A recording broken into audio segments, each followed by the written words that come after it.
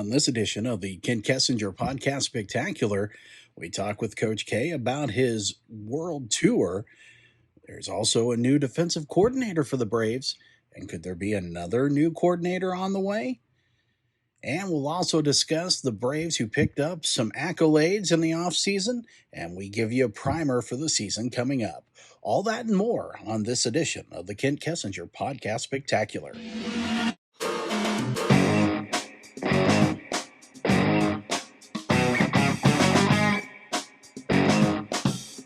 It's time for the finest podcast in the KCAC.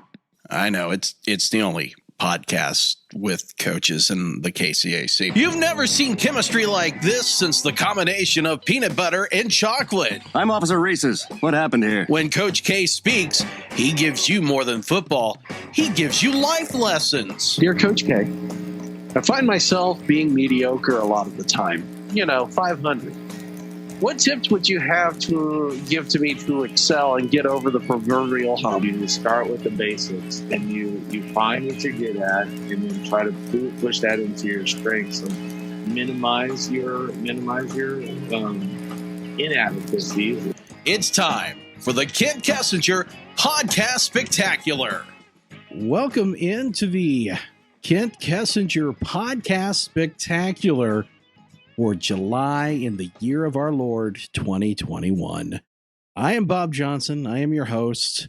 I know we promised a lot of material over the summer, but sometimes things get in the way, like someone taking a world tour, like the guy that this podcast is named after, head coach Kent Kessinger, who is joining us. Coach, welcome. Oh, Bob, good to be with you. So how was the Kent Kessinger Funky Like a Monkey 2021 World Tour? It was really good. I have to admit, it was a fun time, and I got to see some pretty amazing sights around the western part of the United States. So took in 4 national parks and countless national forests and areas, and there's some pretty amazing things that if we ever decided to do a travel blog, I've got some information and can probably tell you where to go and what days to do it. And you were not eaten by a bear. Was not. I did see one bear, and it was fairly good sized, crossing the road, just like, a deer or a cat or something like that. It was just walking across the highway, so just out there in Montana. But yeah, saw some mountain goats. First time I've seen a mountain goat up close. Matter of fact, basically about 10 feet away from me, just walked right up and didn't think anything of me. And, some mountain sheep, some rams, some really nice big looking ones. And yeah, so a lot of wildlife, a lot of beautiful vistas, some crazy different terrain from southern Utah and Arches National Park to Glacier National Park in Montana. They're distinctly different. I'll put it that way. And it's awesome that you were able to get away for a while after the COVID lengthened 2020 season that was, and you were able to rest and recharge the batteries as we now look forward to 2021, and it's a lot of changes on the horizon. Yeah, it's it's going to be, I think, nice getting back to, let's call it normal as much as we can. We've only got the fall scheduled to play football, which it's great to be able to keep it in one semester. But we did learn a lot. We got to spend a lot of time with our team. Which, they might think is not great, they had spend that much time with Coach Kessinger, we got to, evaluate a lot of kids and try some new things. And, it allowed us to become, I think, even more organized with some of the stuff that we do. And, it's good every once in a while to have a little bit of change, but it's going to be hopefully good to get back to a little bit more of a normal fall football season. as things stand, are we looking at having fans back in the stands for the fall season? I have not read or seen anything right now that would be anything different than being normal of what we had going into the 2019 season. I don't know if we're going to have a limited capacity, but I think that as we got into the spring, we started branching out a little bit more and adding, more and more fans to the stands. And so I think that if we use what we learned from the spring, we'll probably have, if it's limited, it'll be open to parents and family members and local folks and that sort of thing. So, it'll be, at least for our fans, a little bit more of a normal experience. Maybe not for the visiting fans that travel to watch the game, but I haven't heard anything different from that. Like I said, most things, and I saw that with my travels, most things have been pretty opened up. And, I think a lot of people have got the vaccinations, which has really made a big difference for things opening up a little bit more smoothly. And as we point towards the season coming up here, we talked about some changes, and one of those is the Braves have a new defensive coordinator. Thomas Pearson accepted a job with a school in Pennsylvania, and now taking over that role is going to be Nick Davis. And that name might sound familiar to Braves fans, and it should, because he is a Brave. He was a grad assistant with OU in 2010 and 2011, and he comes back to Ottawa. So let's just start off with the process on when word came down that Thomas was going to accept the job. You guys started searching, and what stood out about Nick?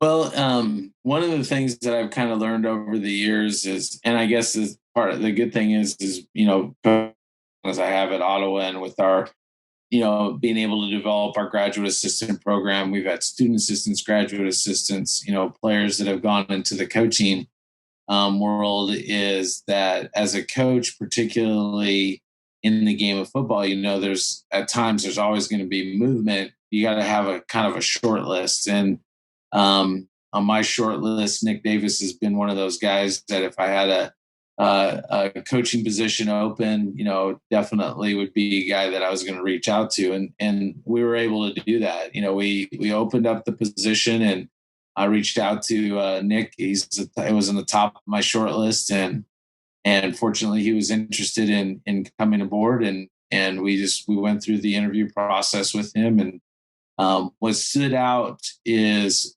just basically highlights from what I've been able to follow him as, being one of our guys that's gone off into the coaching profession. For the last, 7 years, he's been a defensive coordinator. So he's, basically 2 years after he was out of here, he was coordinating. And he's been an assistant head coach. And so he's got, some of that administrative experience as well. And I knew how hard he worked when he was here, and to see what he's done with his defense and scheme that he had at Rose-Hulman, and the players that he worked with, which were, pretty high academic kids, and just what he was able to accomplish with that, I thought that he would fit really well, with the athletes that we currently have in our program, to be able to mimic some of the things that we did when Josh Amolka was back here as our defensive coordinator, who Nick learned from. So there was some similarities from that, similarities to the defense that Coach Pearson had kind of evolved to here in the last year. Those were good. Those were fits. And like I said, the thing about Nick is I knew that he was going to work hard, and he's very analytical when it comes to how he breaks teams down, and he knows. He was able to spout off things within 2 days of being here on the job about our defense that, I don't know if our defense even knew about itself. So it's really awesome to be able to see one of your own come back that has had such great success, because I think our players are going to be able to benefit from that, tremendously. I'm going to dovetail here just a little bit. I want to take a step back as a coach, and you brought up having a short list. Do you keep a physical list of people, or is it just mental for you? Hey, if something comes up, I want this guy or that guy. A little bit of both, Bob, because I'm getting old. I have to write things down because I might not remember them. But no, it's one of those things that, a couple of years ago, actually the last AFCA, American Football Coaches Association convention, we got together with the guys that had, come through Ottawa. And what was nice is to see, we were up to 20-some guys that have, either played or coached here, that were out in the coaching profession at the collegiate level, and then following them, because that's, kind of what we do, is we just follow the guys that coach for us. Is you start putting things together and you put a list. That's how we got to with Coach Pearson to be a defensive coordinator. Is he was a guy that had obviously coached for us and played for us, and then went off and did some things, and had followed him around, as what he did for coaching. And so it was really easy to kind of, get him on the short list back in the day. And, Jordan Dodge, who's played for us, Julian Mendez, who played for us and then coached for us as well, who obviously is still our offensive coordinator, just kind of keeping short lists. So, yeah, I've done that. And, maybe some guys that have come up through the profession that I know, they kind of go onto the list, and it's a lot easier after a while that when you do have this kind of movement, you'd be like, all right, okay, is this person interested?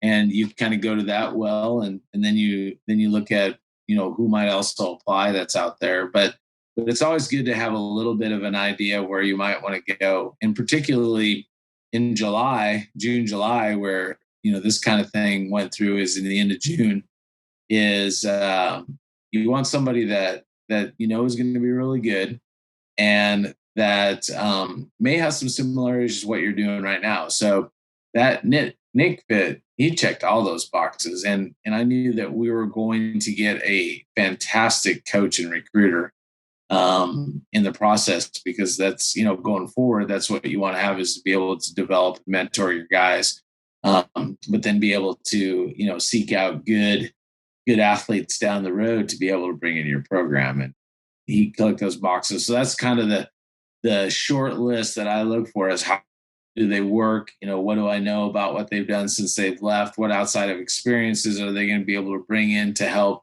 our program? Because I'm always looking for new ideas to maybe tweak, within our program. And that's how you get on the list. And for people who may not be familiar, Nick did spend 10 seasons, as Coach K mentioned, with Rose-Hulman Institute of Technology, an NCAA Division III school. He was defensive coordinator for 6 of those seasons. He also was promoted to assistant head coach in 2018. So a lot of history and also a lot of experience. And experience outside of Ottawa now to bring back in. Yeah, and I think that's one of the things that's been great about, I would say that particularly the last guys that we've brought into our program as coaches, is they've had experience here somehow or another. So they understand the culture, they understand the community, they understand the program, they understand the university a little bit. But then they've been able to gather and bring in some things that they've learned along the way. As a coach, my dad taught me, when I went out for the first time away from Bethany College to, get my master's degree in coaching, he goes, along the way, you're going to learn some really good things that you like to do, but you're also going to learn some things that you don't want to do. And to be able to experience different programs is going to, hopefully we can bring in the best things that those coaches learned. Like, for example, Nick is really big in social media. I mean, when I mean big, he's got thousands and thousands of followers in social media. And one of the easy things that he brought to our attention was what's called Linktree, which allows us to be able to link all of our social media platforms under a coach and then pull in a lot of things for recruiting. So a recruit can go to, if they can go as Linktree and they can learn all about him and all the different things that he's done as a coach, but they can access our university, access our recruiting profile, our recruiting questionnaires. They can see videos on us. They could set up a campus tour. They could do all these different things. I mean, that's just an application that, boy, it's all centralized with that. So, different things like that. Coach Pearson, when, he was here, brought in some different things when it came to team building. Coach Mendez has done the same thing with team building. And then some logistical things that, they did when he was at Northeastern State in Oklahoma. So those type of things that you can bring in kind of help tweak some of the things that you did. And it's as a coach, you always want to, I think, just if you can make things just a little better here and there for a better experience for your players, it's good to get ideas to be able to do that. So his specialty is the spread defense. And so the first thing I want to know is, what is the spread defense? Well, that's top secret. We can't tell anybody because then our opponents would know what the spread defense is. And we'd have to kill you, Bob. And we don't want to do that because we do enjoy having you as the voice of the Braves. So I will give you the redacted version of what it is, but basically you have spread offenses that their objective is to be able to spread you out and then be able to do multiple things with similar personnel. That's the same thing defensively that we're looking at with the spread defense. There's going to be multiple looks out of a base that allows us to be able to adapt to the different offensive schemes that we're going to see. You go from Bethel, who's going to run, the flex bone, to a power team like Kansas Westland. And if we played somebody like us, that would be a spread team, that's going to throw the ball around. You want to be able to have that adaptability. And that is one of the things that the spread defense has done is, they've played some really good, talent. They played, Coach Davis was telling me about, lining up and playing Mount Union, and Mount Union is, I don't know how many different number of Division III national championships that they won, playing teams like that, to playing some pretty high caliber teams and being able to adjust to those things. And they did it with, students that, really high academics and to be able to, I think he's going to find some really good athletes here that'll be a little bit different than the ones that he worked with, but to have that adaptability. And that's basically what the spread defense is. What has been the response of the defensive side of the ball to the change and to having Nick come in?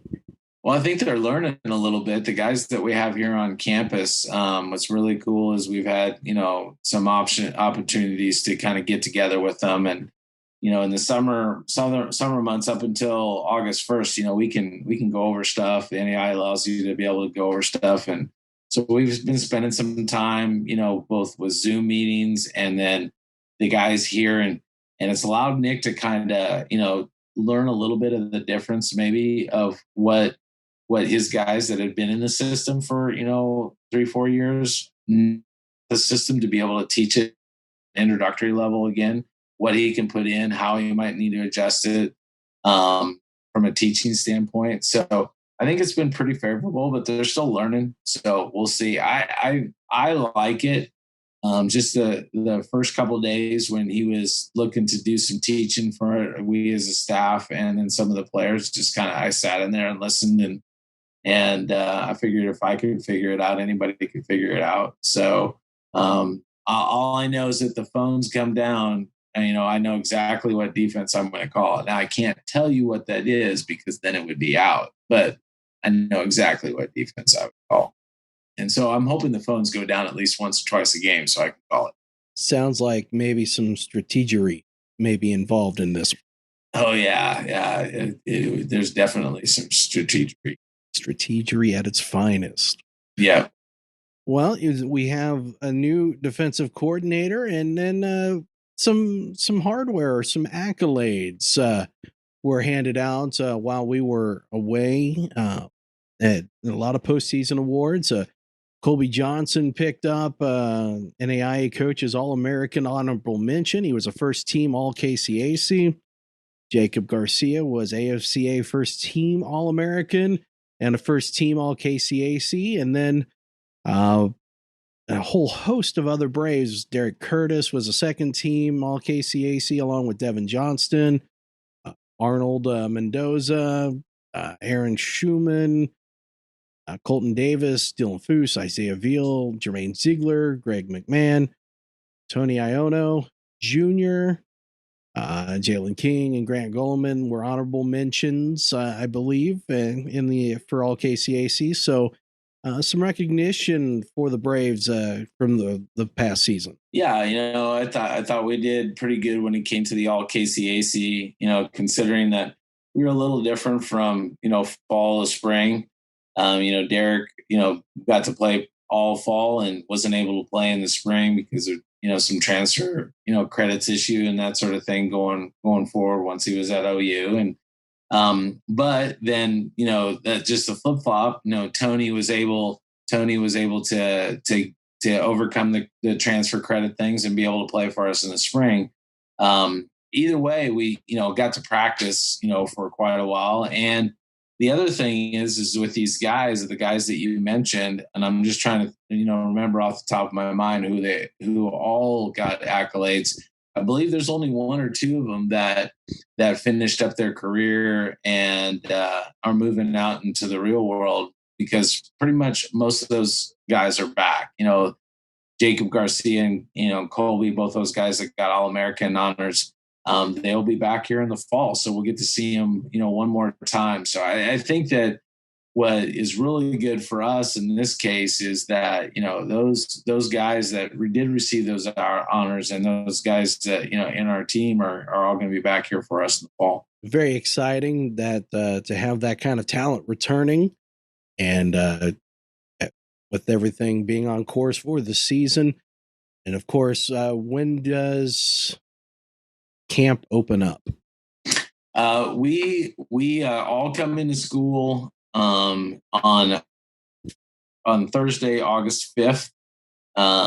We have a couple of days before that. We're going to kind of stagger in the different sports. So volleyball and soccer come in a couple of days before us, and then we come in on the Thursday, the 5th, with other new students. The guys go right into orientation. We'll have a couple, opportunities to kind of meet with them and go over some of our own orientation for the next couple of days after that. And then Monday, I believe it's August 9th, if I'm keeping my calendar straight in my head. We start classes at OU and we start football practice. So we'll be hopefully hitting the ground running on August 9th, because it will be a very short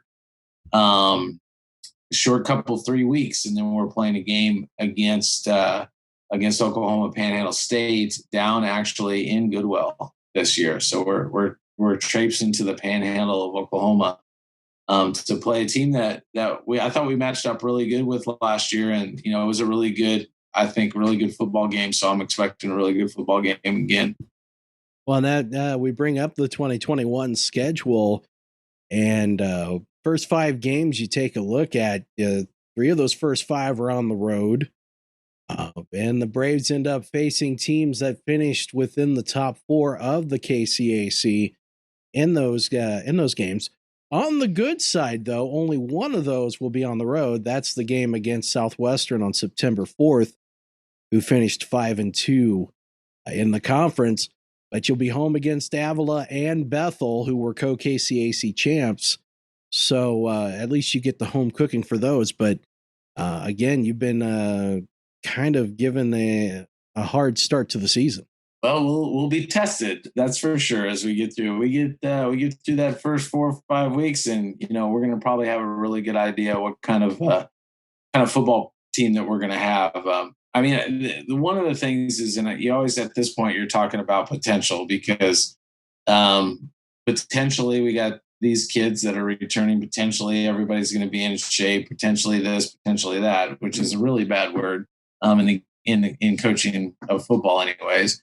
But it could be one of the most talented teams that we have, especially offensively. I mentioned last year that I thought that we had one of the better offensive lines that we'd had in a long time in our program. And those guys all are returning, right now. And, and then at that running back, what was good about the spring was, got James Reeder back into motion, and Dalen Johnson really played well. And you put that with Derek Curtis, and now you've got some really good depth at running back, receiving core. We don't lose a whole lot of numbers there. We get, you got Dylan Foose back, Colton Davis back, Jermaine Ziegler back, Jaquez Snell back. And then we've added, 3 or 4, really outstanding. Well, even probably more than that. We probably go three deep at each one of our receiving positions right now. And I don't think we're going to really take that much of a difference between, the guy that's maybe starting off and the guy that's maybe 2 people behind him. We're really pretty good there. And then, that helps us out then also defensively, because really we only lose a couple people and we get a lot of guys back. And, guys, obviously we already talked about Colby and Jacob, but in the secondary, you got Jalen King back, you got Devin Johnson back, you got Grant Goldman back, guys that were, kind of played in that middle part of our defensive secondary that played a lot of football and that are really good players. And so there's a lot of talent there. There's a lot of potential there. And we're just hopefully going to be able to direct it in the right way. So still crossing our fingers. And, it's one of those things that I've learned over 18 years is you wait to see the whites of their eyes. What about the quarterback position that you will or can mention right now? How do you feel about that position as we start to transition towards camp? Well, we'll have 3 returning guys that all played for us last year. Difference between this year and last year is we were going into fall camp and we had not had one guy taking a snap in a game for us going into fall camp last year. This year we'll have 3. You have Eugene Satterling, who, started our first game of the season last year, played through the fall and got hurt in the spring and didn't play in the spring. But then you also have Dakota Lind, who played, primarily in the spring, used the fall to kind of learn. He was a true freshman, came in, had a great game against Avila for us, but still was kind of going through the learning. And then you have Caleb Kessinger. You might hear that name every once in a while.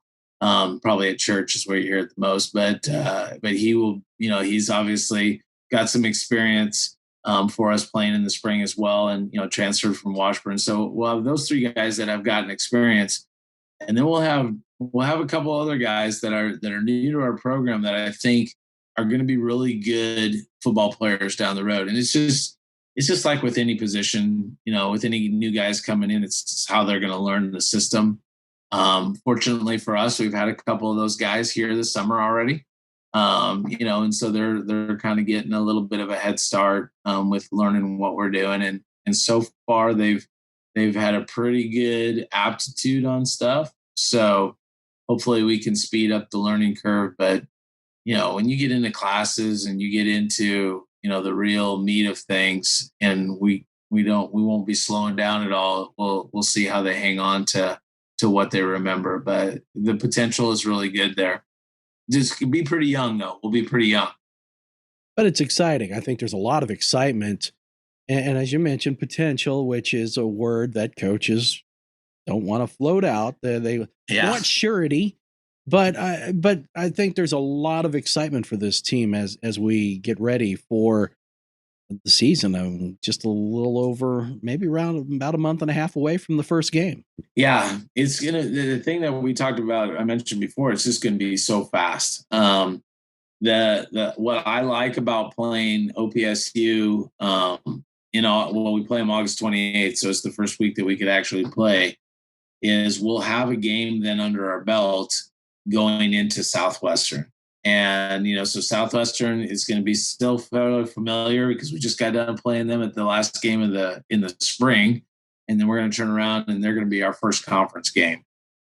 Really good football team. They have had some really good athletes. We'll see who shows up when, who's back, because we never know, if you start the year and you could plan on this guy, plan on that guy, but they've had a really good run of things.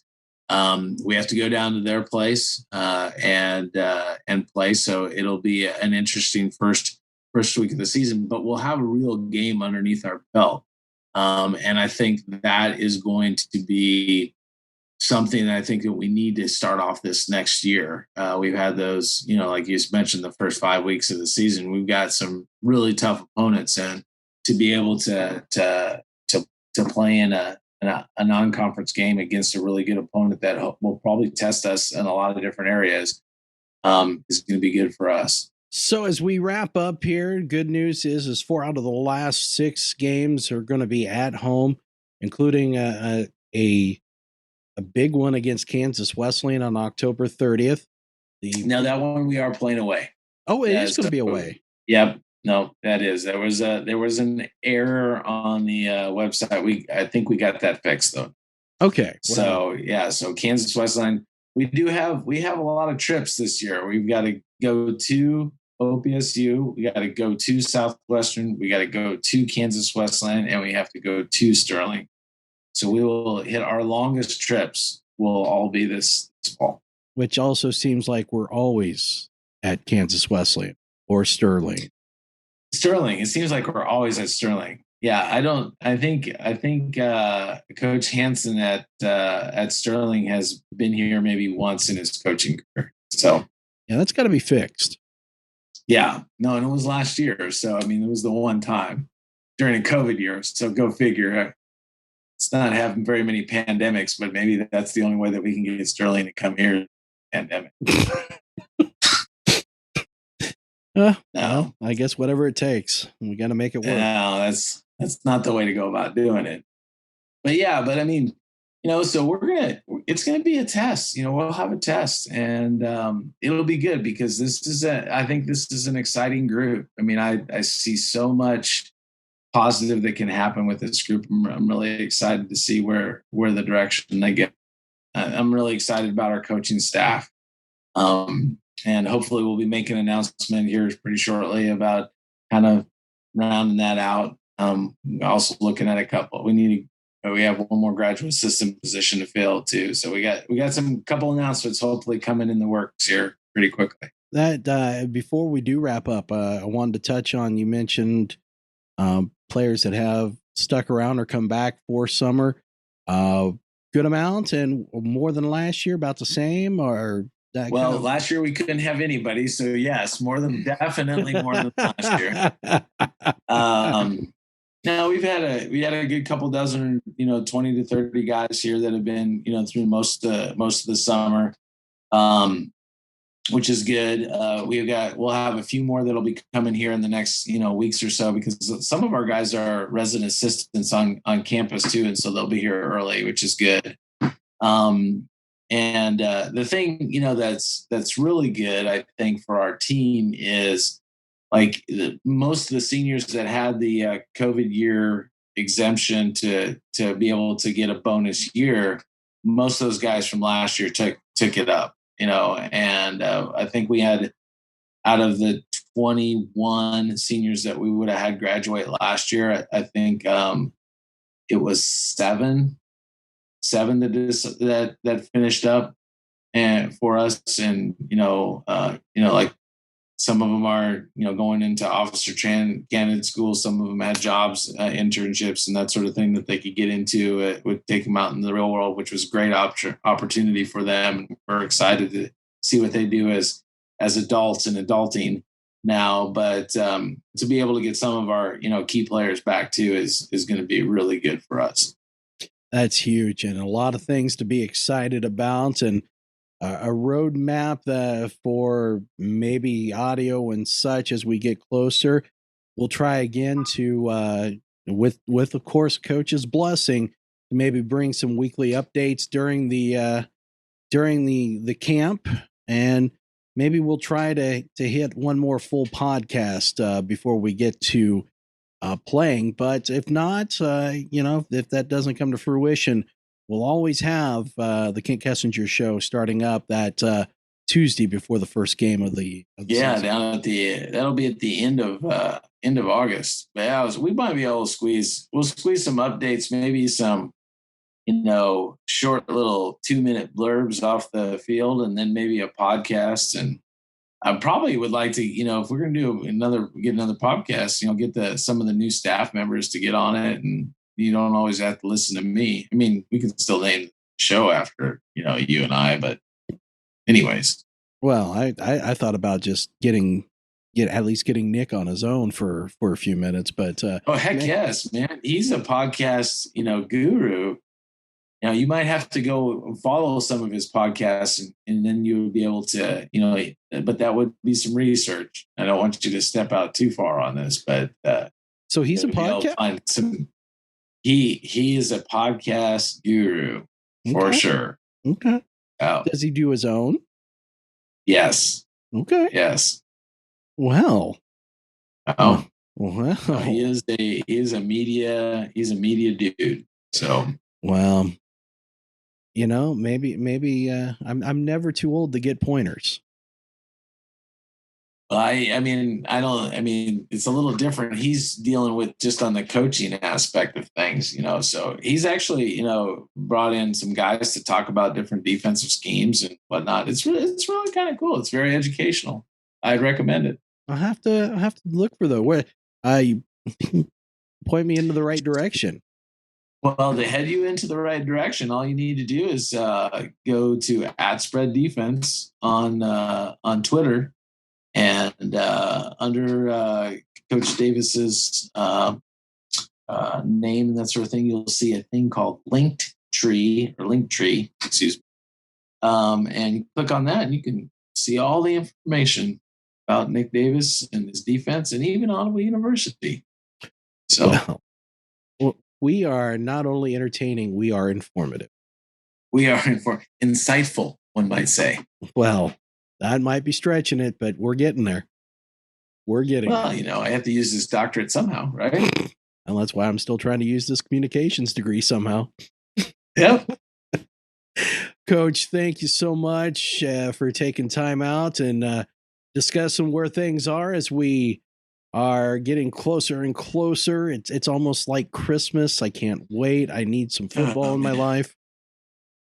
It's always great to get into season. It's not great preparing to get into season from the coaching standpoint. So there's a lot of work to be done yet.